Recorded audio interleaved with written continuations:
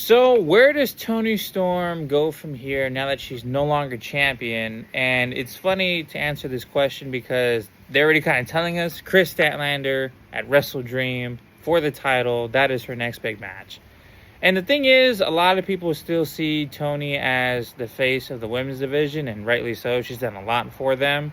You know, a lot of people say, and even the legends, Trish Stratus, Lita, Nikki Bella, all these, legends, they talk about her in such a fashion where they're just so impressed by her character work, her mic work. I mean, even Mercedes Moné is just constantly singing her praises in interviews. So she's a big, part of AEW and what they've accomplished. But now that she doesn't have the title and she's finally moved out of the way from somebody new, like Chris Statlander, in terms of trying to build somebody new to that main roster goal. Chris Statlander's been there since day one.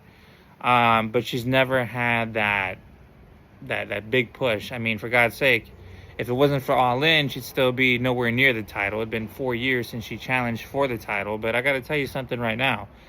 As cool as it is, Chris Statlander being champion and, her putting on these great matches, because she's a great wrestler. And every time she wrestles, I find myself rooting for her. She just has that thing where, you want to root for her. You see the passion in her eyes. You see it in her moves. You see it in the storytelling in the ring. But the one thing that Chris doesn't have is those mic skills, man. And we've seen it time and time again. Some wrestlers have them and some wrestlers don't. Time will tell with Chris. You know what I'm saying? Chris Statlander is amazing in the ring. Awesome worker. Great talent.